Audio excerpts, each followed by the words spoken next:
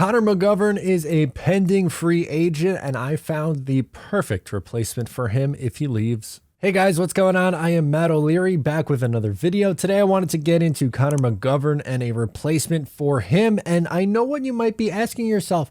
Why do you need a replacement for Connor McGovern? Well, twofold. Number one, he is an unrestricted free agent. And number two, we got a little interesting nugget from Connor Hughes on the Badlands podcast. Shout out to Boy Green on Twitter for tweeting this out. This is how I saw it. He says, Connor McGovern is heading towards free agent, and he told Connor Hughes that his exit meetings with the Jets did not include discussions of an extension, probably not long for Florham Park. That is an interesting nugget, as Connor McGovern is someone who has been with the Jets for the last 3 years. He was signed before the 2020 season. He signed for a 3-year, $27 million contract. He, on average, was $9 million a year and might be in for a raise. I don't know how comfortable I feel with giving Connor McGovern a raise, but when you look at what the market for the center position is going to look like, there aren't a ton of phenomenal options out there. You have guys like Garrett Bradbury and Bradley Bozeman, who I would put in a similar tier to Connor McGovern. And then, you know, like guys like Kelsey, who's a veteran. He's 35 years old and probably staying with the Eagles or retiring, if I had to guess. Rodney Hudson's approaching 34 years old. So Connor McGovern might cash in and get more money. If he is getting more than $9 million a year, I don't think I'm in on that. SpotRack had his projected market value at $12.5 million per year. $12.5 million a year for Connor McGovern?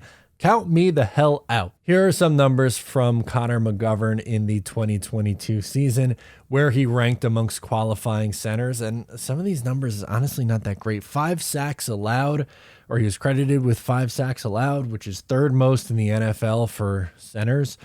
4 hits, which is 9th most.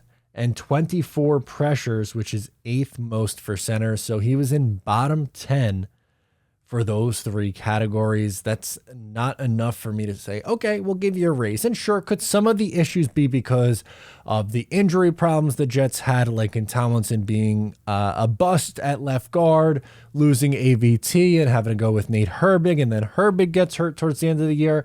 Yeah, those things could play a factor, but McGovern's fine. Like, it's not someone where if they re-sign him at a similar cost, I'd be like, okay, I wouldn't be overly excited about it, but I'd get it. If they moved on, I'd be like, okay, I think he's fine. He's average. He's okay. Can the Jets improve? Can the Jets get younger? I think the answer is yes, and there is absolutely an option for the New York Jets here that I absolutely love. Enter John Michael Schmitz, who you may have heard a lot about this past week, as he's down at the Senior Bowl in Mobile, Alabama, and I cannot get enough of this kid. Supposedly, he has been one of the better offensive line, not even offensive lineman, I shouldn't say that, one of the better players just in general down in Mobile this week. He's been dominating, and to me, that screams, hello, 2nd round pick for the New York Jets. That's where he is projected to go, and if the Jets have their 2nd round pick, which there's a chance that they do, that's the direction that I would like to go to replace Connor McGovern. So how did he do in 2022? Very good. He allowed just 2 sacks and 3 penalties. So solid, steady. He's been a steady force. And what really excited me about him is he's a 4-year starter. So he has a ton of experience at Minnesota playing offensive line, playing center, and he's had a ton of responsibility. But it wasn't just a good year for him this year. He's been great his entire collegiate career.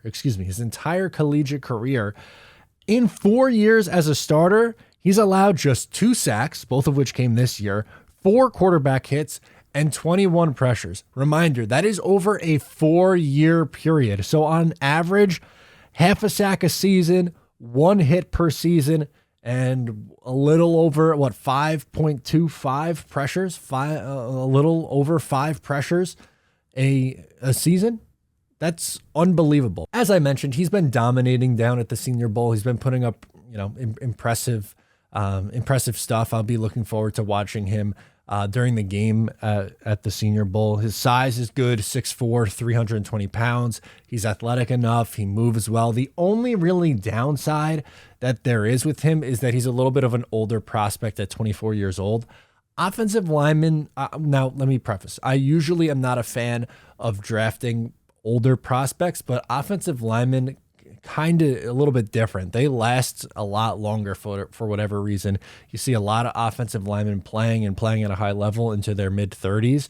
I mean, hell, Dwayne Brown's 38 years old. It's much more common for whatever reason to see offensive linemen last in this league. And to me, I'll take the 4 years of starting experience at that position.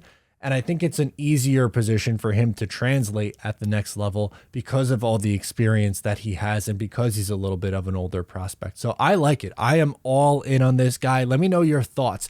Is this the direction that you would like to see the Jets go? Or do you want to bring back Connor McGovern? And I get it. If you do want to bring back McGovern, no issue with that. I understand. Again, I'm just a little bit nervous about having to give him a bump in salary. I don't know if I'm necessarily looking to give Connor McGovern a bump in salary. And then do I want to take a flyer on someone in free agency? The Jets have tried the Band-Aid fixes in the past, pretty much ever since Nick Mangold retired. And really, when they drafted Mangold and just had him for a decade, man, it made life so much easier.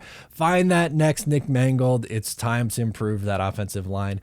Let me know your thoughts. Thank you so much for tuning in. Once again, I am Matt O'Leary. Subscribe if you're new, share with a friend, and I'll talk to you next time.